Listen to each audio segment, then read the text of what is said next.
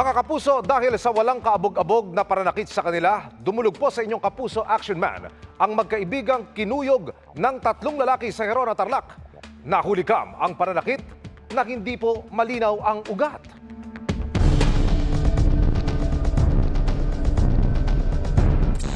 Makailang beses na sinipa sa mukha ang lalaking ito na napaupo na. Ang kanyang kasama, napahiga na rin habang paulit-ulit na pinagsusuntok at tinadyakan. Ang nahulikam na sinapit ng magkaibigang Wawi at Jaime, kuha sa labas ng isang kainan sa Gerona, Tarlac noong 19 ng Hulyo. Yung nagbabayad na ako, naiwan ako sa loob. Yung kasama ko, naunang lumabas. Tapos yung pagtingin ko, binubugbog na siya na nakahiga na. Yung paglabas ko naman, tutulungan ko sana. Aawatin ko, bigla na lang ako silto. Kapwa napuruhan sa muka't ulo ang dalawang biktima. Hindi raw nila kilala ang tatlong lalaking nambugbog sa kanila. At ang malala pa, hindi rin malinaw ang naging mitya ng pananakit. Nandun na po kami sa presinto, humingi po sila ng dispensa, nagsosorry, hindi naman namin tinanggap. Kung may kasalanan man kami, okay lang sa akin, puntalin nyo kaming tag-isa pero nakihiga na kami, hindi na kami lumalabas, sumisipa pa kayo Dumulog sila sa inyong Kapuso Action Man para matulungang makapagsampa ng kaso sa Gerona, Tarlac Municipal Police Station. Natukoy niyo po ba yung tatlong akusado, yung mga suspect ko sa likod ng krimen na ito, sir? Na-identify po naman po natin, sir, yung mga tatlong suspects. Meron ho bang anggulo ito ng yung mistaken identity, sir? Napagkamalan nila na confront nila yun yung time na nagkaroon ng confrontation nitong naging allegedly ay nila. Akala nila ay sila yung naunang naging nila kaaway. Nasampakan na ng kasong physical injury ang tatlong nanakit. Tinulungan namin, sir, para makuha yung certificate para ma-file yung kaso. Nakausap namin sa telepono ang tatlong suspect na tumangging mapangalanan. Paliwanag nila, dinepensahan lang nila ang kanilang mga sarili. Handa rin daw silang harapin ang kaso. Kasabihan daw sila sa pintuan, nagsorry naman daw siya.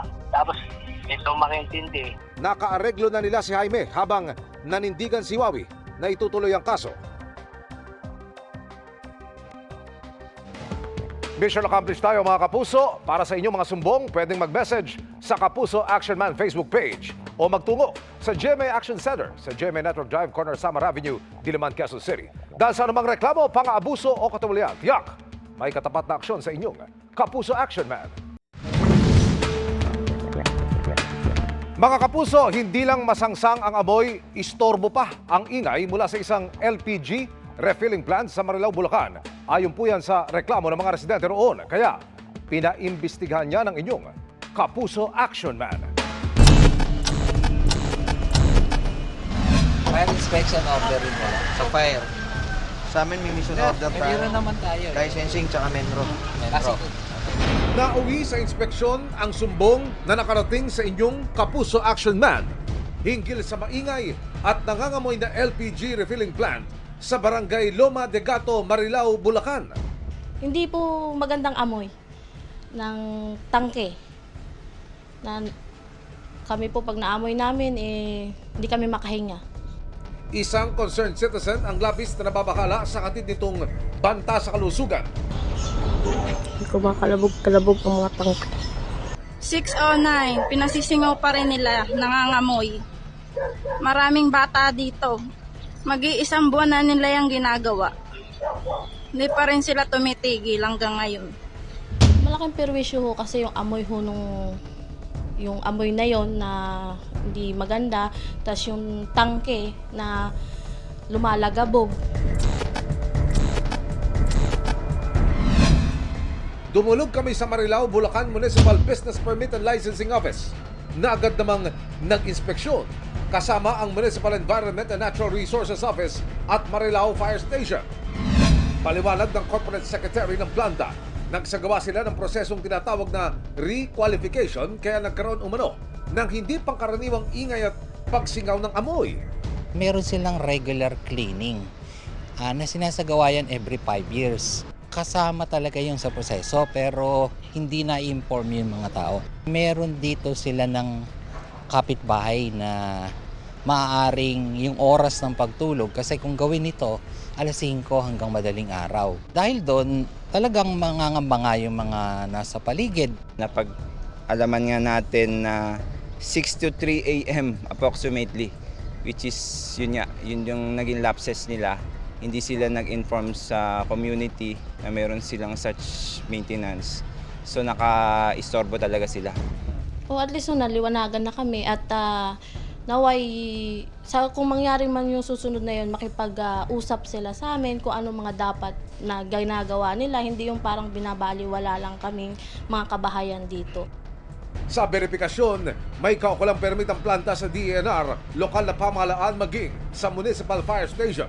Since mag-start sila 10 years ago na may permit mula sa barangay hanggang dito sa munisipyo. Rekomendasyon nila sa planta. Yung perimeter wall nila medyo mababa. So we suggest na taasan pa nila yung firewall para if ever yung takot ng public. At the same time, kung magkakandak sila ng mga ganitong maintenance in the future, sana inform nila yung barangay, yung community, para alam ng community. Sana nga po, tuparin nila yun. Nangangako namang magko-comply sa rekomendasyon ang planta at makikipag-ugnayan sa lokal na pamahalaan. Maraming salamat po sa agarang pagtulong at pagresponde ng reklamo ko. Tututukan namin ang sumbong na ito. Para po sa inyong mga sumbong, pwedeng mag-message sa Kapuso Action Man Facebook page o magtungo sa GMA Action Center sa GMA Network Drive, Corner Samar Avenue, Diliman, Quezon City. Dahil sa namang reklamo, pang-aabuso o katiwalian, tiyak, may katapat na aksyon sa inyong Kapuso Action Man.